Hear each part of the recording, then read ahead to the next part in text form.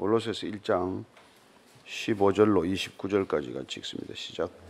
그는 보이지 아니하는 하나님의 형상이시요 모든 피조물보다 먼저 나신 이시니 만물이 그에게서 창조되되 하늘과 땅에서 보이는 것들과 보이지 않는 것들과 혹은 왕권들이나 주권들이나 통치자들이나 권세들이나 만물이 다 그로 말미암고 그를 위하여 창조되었고 또한 그가 만물보다 먼저 계시고 만물이 그 안에 함께 섰느니라. 그는 몸인 교회의 머리시라. 그가 근본이시여 죽은 자들 가운데서 먼저 나신 이시니 이는 친히 만물의 어뜸이 되려 하심이요 아버지께서는 모든 충만으로 예수 안에 거하게 하시고 그의 십자가의 피로 화평을 이루사 만물 곧 땅에 있는 것들이나 하늘에 있는 것들이 그로 말미암아 자기와 화목하게 되기를 기뻐하심이라. 전에 악한 행실로 멀리 떠나 마음으로 원수가 되었던 너희를 이제는 그의 육체의 죽음으로 말미암아 화목하게 하사 너희를 거룩하고 흠없고 책망할 것이 없는 자로 그 앞에 세우고자 하셨으니 만일 너희가 믿음에 거하고 터 위에 굳게 서서 너희 들은 바 복음의 소망에서 흔들리지 아니하면 그리하리라. 이 복음은 천하 만민에게 전파된 바요 나 바울은 이 복음의 일꾼이 되었노라. 나는 이제 너희를 위하여 받는 괴로움을 기뻐하고 그리스도의 남은 고난을 그의 몸된 교회를 위하여 내 육체에 채우노라. 내가 교회에 일꾼된 것은 하나님이 너희를 위하여 내게 주신 직분을 따라 하나님의 말씀을 이루려 함이니라. 이 비밀은 만세와 만대로부터 감추어졌던 것인데 이제는 그의 성도들에게 나타났고 하나님이 그들로 하여금 이 비밀의 영광이 이방인 가운데 얼마나 풍성한지를 알게 하려 하심이라. 이 비밀은 너희 안에 계신 그리스도니 곧 영광의 소망이니라. 우리가 그를 전파하여 각 사람을 권하고 모든 지혜로 각 사람을 가르침은 각 사람을 그리스도 안에서 완전한 자로 세우려 함이니 이를 위하여 나도 내 속에서 능력으로 역사하시는 이의 역사를 따라 힘을 다하여 수고하노라. 아멘. 바울은 한 번도 가보지 않은 골로새 교회지만 그러나 골로새 교회 성도들이 바른 믿음 위에 든든히 설 수 있도록 그런 이 편지를 쓰게 된 것입니다. 어쩌면 이 골로새 교회가 자꾸 흔들리고 그리고 또 여러 가지 자연 재난이라든지 어려움으로 인해서 교회가 위축되는 것을 다시 한번 이렇게 세워서 든든히 이렇게 세워서 격려하고자 하는 편지인 만큼 바울 개인의 힘과 능력으로 교회를 이렇게 세우는 게 아니다 하는 걸 본인 자신이 너무 잘 알기 때문에 그리스도의 교회란 그리스도 위에 든든히 서야 할 것이고 성도들은 그리스도를 분명히 알므로써 얼마나 그분을 자세히 아는 것이냐, 정확히 바르게 아는 것이냐에 따라서 그들의 삶이 결정될 것이기 때문에 그리스도가 누군지를 다시 한번 오늘 어떻게 보면 초대교회에 이렇게 세워진 기독론을 우리에게 이렇게 전해주고 있는 것이죠. 15절부터 17절까지 다시 읽습니다. 시작. 는 보이지 않는 하나님의 형상이시요 모든 피조물보다 먼저 나신 이시니 만물이 그에게서 창조되되 하늘과 땅에서 보이는 것들과 보이지 않는 것들과 혹은 왕권들이나 주권들이나 통치자들이나 권세들이나 만물이 다 그로 말미암고 그를 위하여 창조되었고 또한 그가 만물보다 먼저 계시고 만물이 그 안에 함께 섰느니라. 그리스도란 누굽니까? 너희들이 어둠에서 빛으로 사단의 권세에서 아들의 권세로 옮겨졌기 때문에 이제 그 정체성이 완전히 달라져야 마땅한데 그러면 그 정체성이 달라지는 너희들은 누구를 닮아가는 것이냐? 그리스도를 닮아간다. 그러면 그리스도는 누구냐? 그리스도가 누구건데 우리는 그분을 닮아가야 하느냐? 근데 오늘 보니까 그리스도는 보이지 아니하는 하나님의 형상이다.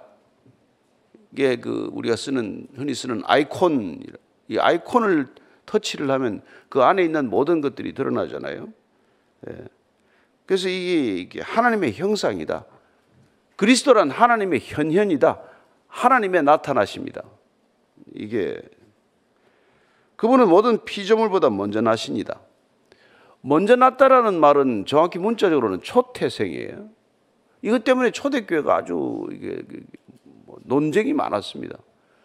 먼저 태어났으니 그분도 피조물 아니냐 하는 것 때문에 초대교회 교리 전체가 흔들리는 것이죠. 예수의 신성과 인성에 대한 부인의 근거로 이게 등장을 하게 돼요. 그래서 이게 먼저 났다는 게 먼저 태어났다라고 하는 그 정확한 뜻을 우리가 이게 어떻게 해석을 해야 되냐? 부활의 첫 열매로 해석을 해야 마땅하지 않냐?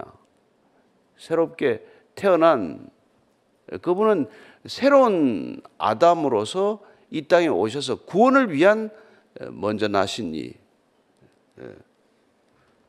그리고 구원을 위해서 그분은 하나님 당신 자신이 이 땅에 모습을 드러낸 것. 우리가 요한복음에 보면은 요한복음 1장 18절에 보면은 그 요한은 이렇게 얘기하고 있지 않습니까? 시작. 본래 하나님을 본 사람이 없을 때 아버지 품속에 있는 독생하신 하나님이 나타내셨느니라. 먼저 나셨다는 게 먼저 나타나셨다라는 뜻으로 이렇게 보아야 되지 않냐 이 얘기예요. 그리고 그에게서 창조되었다. 그리스도를 통해서 창조되었다. 그리스도가 창조의 기원이다. 그를 위하여 창조되었다. 그리스도가 창조의 목적이다. 이런 뜻이에요. 지금 바울은 그렇게 선언하는 것이죠. 그리고 만물이 그 안에 함께 있는 것이다. 존재하는 목적이, 존재하는 이유가, 존재하는 근원이 다 그리스도 때문이다. 그리스도의 이른바 선제론, 먼저 그분은 존재하시는 분이고, 그분이 우린 모든 이 땅의 모든 피조 세계의 시작이시고, 그분이 목적이시고, 그분이 이유가 되어야 된다. 이런 뜻이죠. 그래서 고린도전서에도 바울은 이 얘기를 하고 있는 거예요. 고린도전서 8장 6절입니다. 시작. 그러나 우리에게는 한 하나님 곧 아버지가 계시니 만물이 그에게서 났고 우리도 그를 위하여 있고 또한 한 주 예수 그리스도께서 계시니 만물이 그로 말미암고 우리도 그로 말미암아 있느니라. 우리가 존재하게 된 이유, 근원, 목적 이게 다 그리스도 때문이다. 이 얘기를 지금 하고 있는 것이죠. 왜 바울이 이런 지금 주장을 강력하게 하게 되었냐면은 그 당시에는 이 왕권들, 주권들, 통치자들, 권세들 이런 것들을 더 중요시하게 여기는 이 이단 사설들이 많았기 때문에 그리스도가 모든 것이 그리스도로부터 시작되지 않으면 우리의 신앙은 반드시 이게 무너지게 되어 있단 말이에요. 우리의 기초가 흔들리지 않는 기초 위에 세워져야 우리의 신앙이 변함없이 갈 텐데 늘 이게 우리는 보이는 것들에 흔들리게 되어 있단 말이에요. 그리고 또 이른바 영지주의자들, 신비주의자들, 이 사람들이 늘 교회를 흔들기 때문에 그들은 늘 더 있다. 이게 그들의 모토예요. 예수보다 더 있다. 당신들이 지금 알고 있는 이 성경보다 더 있다. 거기 다 낚여서 가는 거 아니에요? 그것도 다 인간의 죄성과 욕심과 탐욕을 이렇게 한 거예요. 너 지금 그렇게 머물러 있으면 이류신자야. 너 성경책 하나 들고 해결이 된다고 생각하면 넌 이류신자라고. 더 있어. 더 깊은 곳으로 가야 돼. 그렇게 끌고 가는 거죠. 그래가지고 그나마도 우리가 사랑하고 살는 이게 서로 사랑하고 이루어야 할 공동체를 이걸 점점 더 이렇게 분열시켜 놓고 이렇게 허물어 버리는 거란 말이에요. 다 인간의 욕심 때문이에요. 그 지적 욕심, 지적 호기심이 지나쳐서 지적 허영이 되는 것들, 이런 게 우리가 다 걸려드는 이유란 말이에요. 다 은행 이자 2% 3% 이거 다 실어서 투자하다가 다 걸려서 다 나는 거 아니에요? 더 큰 욕심이란 말이에요. 자, 18절, 19절, 20절입니다. 시작. 그의 몸인 교회의 머리시라. 그가 근본이시오. 죽은 자들 가운데서 먼저 나신 이시니 이는 친히 만물의 어뜸이 되려 하시며 아버지께서 모든 충만으로 예수 안에 거하시게 하시고 십자가의 피로 화평을 이루사 만물 곧 땅에 있는 것들이나 하늘에 있는 것들이 그로 말미암아 자기와 화목하게 되기를 기뻐하심이라. 그런 몸인 교회의 머리다. 지금 골로새 교회를 향해서 교회는 그리스도의 몸이고 그리스도는 교회의 머리가 되신다는 거예요. 교회는 그리스도의 몸이고 교회의 머리는 그리스도시다. 그가 근본이요 죽은 자들 가운데서 먼저 나셨다. 이게 지금 부활의 첫 열매가 되셨다. 만물의 어뜸이 되려 하시며 아버지께서 모든 충만으로 예수 안에 거하게 하시고, 이 충만이라는 단어가 그 당시에 가장 이 신비주의자들이 잘 쓰던 거란 말이에요. 어떤 뭐 영적인 엑스타시를 경험하고 뭐 그냥 그런 뭐 그냥 니르바나를 경험하게 하고 하는 이런 이 밀교라든지 이런 쪽에서 뭐 쓰는 단어들이 가장 많이 쓰던 단어가 이게 충만이라는 단어예요. 그런데 지금 바울이 그 단어를 의도적으로 쓰고 있는 거죠. 그리스도 안에서 충만해야 된다. 다른 데 가서 충만하다가 다 곁가지로 빠지는 거 아닙니까? 뭐 이단이 달립니까? 그러니까 아버지께서는 모든 충만을 예수 안에 거하게 하심으로 그리스도 안에서 충분히 충만할 수 있도록 한 거란 말이에요. 간다나이는 어머니 품 안에서 충만한 거예요. 더 어딜 가요, 걔가? 뭘 할 수 있어요? 어머니 안에 품 안에 있는 것만으로도 충분한데 이게 우리가 그걸로 예수만으로 불충분하다고 생각하는 게 이제 문제란 말이에요. 그 정작 예수님이 누군지를 아는데 소홀하고 다른 것들을 본단 말이에요. 교과 과정이라는 게 교과서로 충분한데 다 충분하지 않다고 생긴 게 다 과외란 말이에요. 충분하지 않다. 그래야 충분하지 않다고 주장하는 자들이 먹고 사는 세상이 열리는 거 아니에요? 그게 전부 온 세상이 만들어 놓은 이 허상들이란 말이에요. 충분하지 않다는 거. 근데 성숙이란 게 뭐냐는 게 그 충분의 근거와 충만의 근거인 베이직으로 돌아가는 거예요. 베이직이라는 게 백투 크라이스트 아닙니까? 예수님께 돌아가면 거기 되는데 다 그리 안 가고 딴 데로 간다는 거예요. 예수를 가리키는 자들한테 가가지고 거기서 헤매고 있는 거란 말이에요. 성경과 성령이면 충분한데 그거 안 하고 다른 데 쪽집게 과외 받으러 다니다가 다 그렇게 헤매기 시작을 해요. 한번 헤매기 시작하면 뭐 돌아올 길이 없어요. 영적인 세계는 한번 발이 삐끗해서 이게 헤매기 시작하면 돌아온다는 보장이 없단 말이에요. 왜 충만하냐? 십자가의 피로 화평을 이루어서 아버지와의 관계가 회복되었기 때문에, 그리스도를 통해서 아버지와의 관계가 회복되면 내 집에 귀향한 거고 집에 돌아와서 모든 걸 끝난 건데 뭘 또 더 바라냐? 자기와 화목해 되기를 기뻐하시는 하나님 아버지, 그 아버지께 돌아올 수 있는 길을 열었고, 그리고 그 그리스도 안에 있으면 우리가 충분한데 더 이상 뭐 필요한 게 없는데 말이죠. 그런데 또 자꾸 부족하다. 뭐 더 있다는 거예요. 더 있다. 21절 이하입니다. 시작. 전에 악한 행실로 멀리 떠나 마음으로 원수가 되었던 너희를 이제는 그의 육체의 죽음으로 말미암아 화목하게 하사 너희를 거룩하고 험없고 책망할 것이 없는 자로 그 앞에 세우고자 하셨으니, 만일 너희가 믿음에 거하고 터 위에 굳게 서서 너희 들은 바 복음의 소망에서 흔들리지 아니하면 그리하리라. 이 복음은 천하 만민에게 전파된 바요 나 바울이 이 복음의 일꾼이 되었노라. 너희들이 원래는 악했잖아요. 우리가 얼마나 악했는지 우리 스스로를 알 길이 없어요. 악인은 악한 거를 모르겠잖아요. 죄인은 내가 죄인이라는 걸 절대로 모르고 절대로 이걸 인정하지 않지 않습니까? 멀리 떠나서 원수가 되었단 말이에요. 그런 관계였는데 주님께서 육체의 죽음으로 우리를 화목하게 하셨다는 것이죠. 화목하게 하셨다.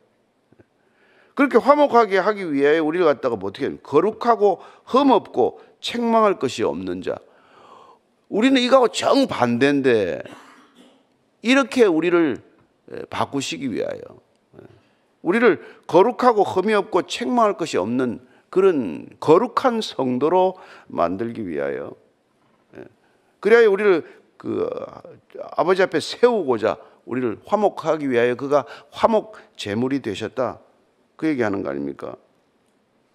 그래서 로마서 3장 25절에 우리를 화목 제물로, 그분을 화목 제물로 삼으심으로 우리가 아버지와 화목해 되는 일이 일어났다는 걸 한 번 더 강조하죠.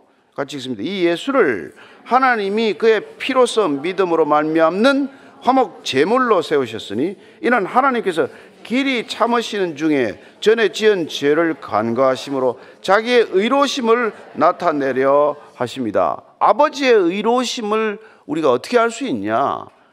그 아들을 화목 제물로 주심으로 그분의 사랑과 공의가 우리가 어떤 것인지를 알게 하셔서 우리를 다시 한번 거룩하고 흠없고 의로운 자로 세워서 화목해 되기를. 그 우리 신앙의 뿌리는 뭡니까? 하나님과의 관계 회복 아닙니까? 그게 의로움의 회복 아니에요.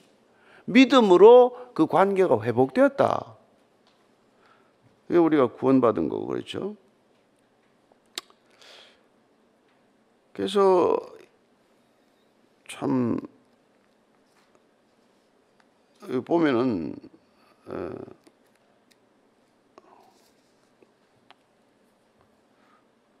고린도전서 9장 16절 한번 더 보겠습니다. 고린도전서 9장 16절.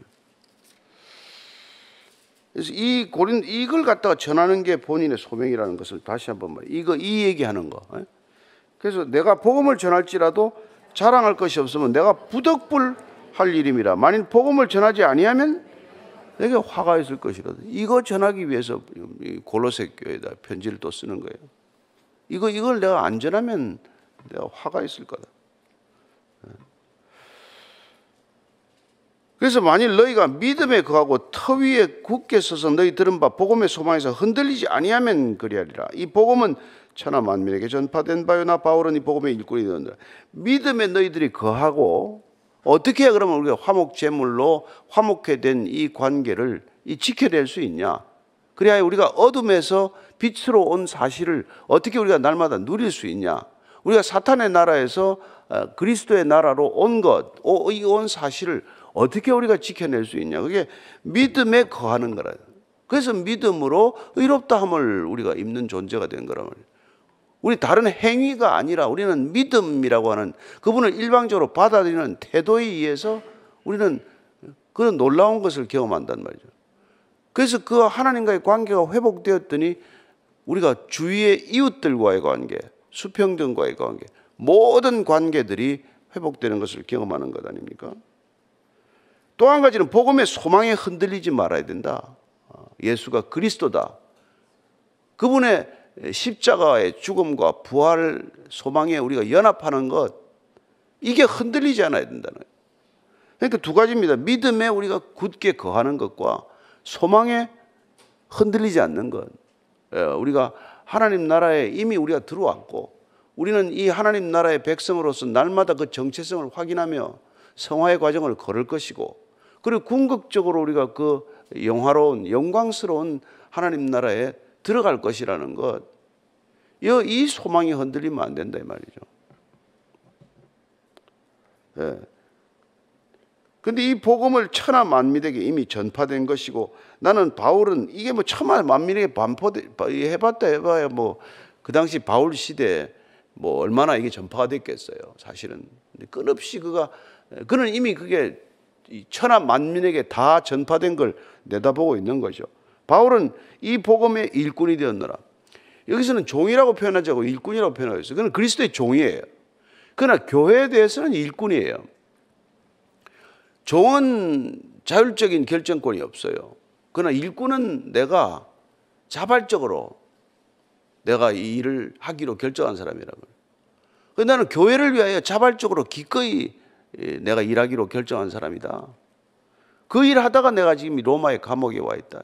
내가 무슨 억지로 된 게 아니라 내가 기쁘게 이 일을 하다가 내가 지금 여기 있다는 것이죠. 그래서 교회를 위한 일꾼의 역할이 뭐고, 일꾼 하다가 어떻게 되는 건데, 일꾼이라는 게 뭐 하는 건데, 24절의 시작. 나는 이제 너희를 위하여 받는 괴로움을 기뻐하고 그리스도의 남은 고난을 그의 몸된 교회를 위하여 내 육체에 채우느라. 남은 고난을 채우는 것, 일꾼이 된다는 것, 교회 일꾼이 된다는 것은 고난을 몸에 채우는 것이라고 말합니다. 그런데 그리스도의 남은 고난이라, 그리스도가 그러면 뭐 십자가에서 덜 졌나? 다 이루셨다면서요. 좀 덜 부족한 게 있습니까? 이렇게 해석할 수 있잖아요. 그리스도께서 다 고난을 다 못하셨기 때문에 우리가 지금 그 고난, 이걸 채우는 작업입니까? 그게 아니란 말이에요. 그리스도는 다 이루셨어요. 그러나 우리는 그리스도와 연합하기 위하여 그가 겪으신 고난과 그의 부활의 영광에 함께 참여하기 위하여 그를 위한 고난을 기꺼이 우리도 우리 몸에 채워야 된다 이 말이죠. 그 남은 고난을 그의 몸된 교회를 위하여 채우겠다. 그게 로마서 보면은 로마서 8장 17장 시작. 자녀이면 또한 상속자 곧 하나님의 상속자요. 로마서 8장 17절이에요. 그리스도와 함께 한 상속자니 우리가 그와 함께 영광을 받기 위하여 고난도 함께 받아야 할 것이에요. 고난도 함께 받아야죠. 세례식 때 우리가 가지고 그의 십자가의 고난과 부활에 함께 참여하는 거란 말이에요. 함께 고난을 받기 위해서 이 남았다는 뜻은 남은 게 아니라 부족하다는 뜻이에요. 부족, 결핍이라는 뜻이에요. 그래서 우리가 그분의 고난과 연합하기 위하여 그분의 고난에 이르지 못한 고난이 있다면 그 고난, 모자라는 고난을 우리가 채워야 된다. 그게 교회를 위하여 하는 일이에요. 그걸 하기 위해 우리는 교회를 섬기는 것이고, 교회를 섬기다 보면은 우리가 대접받는 게 아니라 이 남은 고난, 우리가 그리스도를 닮아가기 위하여 아직도 부족한 고난이 채워지는 길이다 이 말이에요. 그 뜻에서 우리는 그 남은 고난을 채운다는 것은 이건 특권에 해당하는 거예요.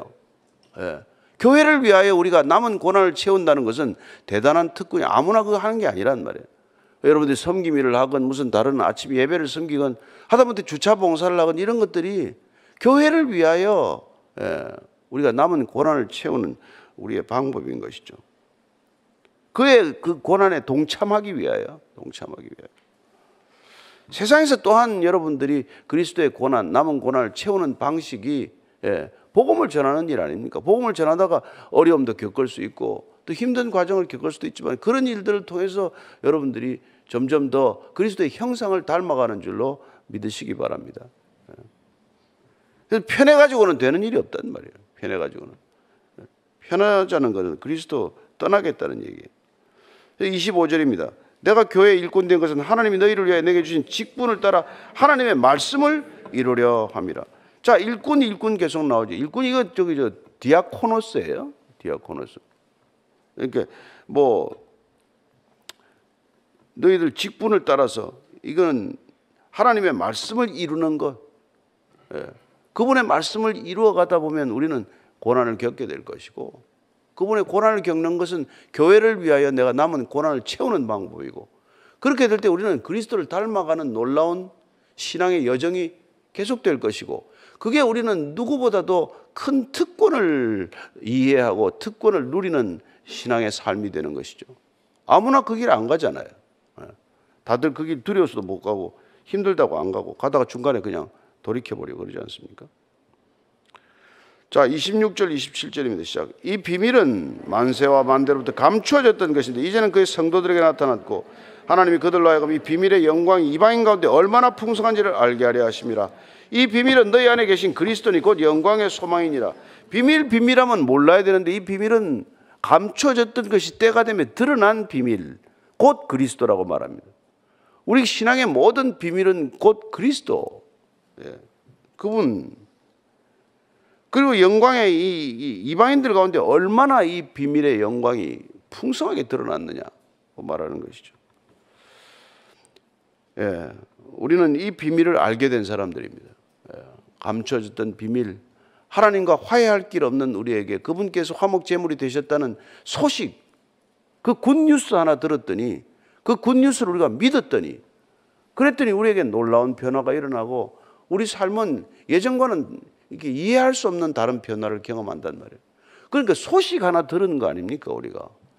그리고는 그 소식을 믿은 거 아니에요. 그분이 그렇다, 화목제물이 되셨다. 그 비밀이 때가 되면 우리에게 알려졌다. 그래서 우리는 그 비밀을 이제 알리는 사람이 다시 된 거란 말이에요. 다시. 그리스도요 곧 영광의 소망이다. 자, 28절 29절 읽습니다. 시작. 우리가 그를 전파하여 각 사람을 권하고 모든 지혜로 각 사람을 가르치면 각 사람을 그리스도 안에서 완전한 자로 세우려 함이니 이를 위하여 나는 내 속에서 능력으로 역사하시는 이의 역사를 따라 힘을 다하여 수고하노라. 이걸 전파할 때 우리가 어떻게 합니까? 이게 각 사람을 권한다고 되어 있어요. 물론 여러 사람 앞에서 우리가 메시지를 전할 때도 있지만은 기본적으로 복음은 각 사람에게 전해져야 돼. 각 사람을 가르치는 거예요. 세상은 한꺼번에 많이 가르치고자 하고 이런 미디어를 쓰지 않습니까? 사실은. 그러나 사실 왜 1대1이 중요합니까? 주님께서도 니고데모도 1대1이요. 사마리아 여인도 1대1이요. 뭐 빌립도 뭐 요한도 뭐 다 때로 1대1로 만난단 말이에요. 각 사람에게. 여러분 복음은 대중에게 전해지는 게 아니란 말이에요. 대중 집회가 여러분 뭐 도움이 안 된다는 건 아니지만은 진리는 주님을 홀로 만나는 일이요. 신앙은 하나님과 독대하는 일이란 말이에요. 하나님과 함께 혼자 각자가 걸어가는 길이에요. 그게 내가 무슨 뭐 누구 덕에 지금 예수 믿는 게 아니죠. 그분의 통로가 되어서 믿는 거지만 그분 덕분에 내가 그냥 구원받은 게 아니란 말이에요. 그건 그리스도 때문에 받은 것이고 그리스도로 인하여 받은 것이고 그리스도가 전부이기 때문에 우리는 그분과의 관계를 점검해야지. 가장 먼저 점검해야 될 그분의 관계가 소홀하다면 여러분들이 아무리 뭐 신앙 교회에서 교우들과의 관계가 좋고 목사들과의 관계가 좋다고 해서 되는 게 아니란 말이에요.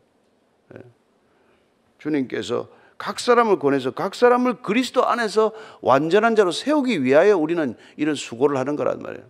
우리 예배를 드리고 뭐 주일 예배를 드리고 무슨 아침 예배를 드리고 하는 걸 각 사람이 그리스도 안에서 세워지도록 하기 위해서 우리가 하는 다 수고일 뿐이란 말이죠. 여러분들이 각 사람으로서 한 사람 한 사람이 하나님 안에서 온전히 세워지는 것, 그게 궁극적으로 이 모든 신앙의 목적이 되어야 된다 말이죠. 그게 안 되면 여러분 이게 뭐 교회 댕겨도 무슨 뭐 맨날 불만이고 이 교회냐 저 교회냐. 주님을 안 만나니까 이 교회 저 교회 찾죠. 주님을 만나면 여러분들이 뭐 이 교회 타령할 것도 없죠. 그런데 왜 그걸 해야 되냐면은 왜 각 사람이 돼야 되니까. 고린도후서 5장 10절입니다. 시작. 이는 우리가 다 반드시 그리스도의 심판대 앞에 나타내게 되어 각각 선악간에 그 몸으로 향한 것을 따라 받으려 함이라. 심판대 앞에 우리가 홀로 선다는 게 문제란 말이에요. 뭐 여러분들이 뭐 부부 생활이 좋았다고 해서 같이 서는 게 아니란 말이에요. 우리가 부모하고 같이 서는 것도 아니고 자녀들하고 같이 서는 것도 아니고 각자 서야 된단 말이에요. 그래서 완전한 자로 세워야 되는 것이죠. 그래서 이를 위하여 내 속에서 능력으로 역사하는 이의 역사를 따라 힘을 다해 수고하노라. 내가 죽을 만큼 힘들어 수고하지만 내 속에 있는 능력으로 역사하시는 분의 능력이 없다면 나는 이거 못한다. 주님께서는 뭐라고 그랬습니까? 능력을 받으라. 이게 주님 우리 그 마지막 당부 아닙니까? 내가 누가복음 24장 49절입니다. 시작. 볼지어다 내가 내 아버지께서 약속하신 것을 너에게 보내리. 너희는 위로부터 능력으로 입혀질 때까지 이 성에 머물라. 능력이 올 때까지 너희들 머물러 있어라. 그 능력이 와야 안에서 능력이 역사할 때 그때 그 힘을 다하여 우리가 수고하는 것은 하나님의 수고가 된다 이 말이에요. 그래서 신앙은 지극히 수동적 능동성이에요. 앞뒤가 안 맞는 말 같죠? 수동적 능동성 이런 거 안 되잖아요. 피동적 적극성.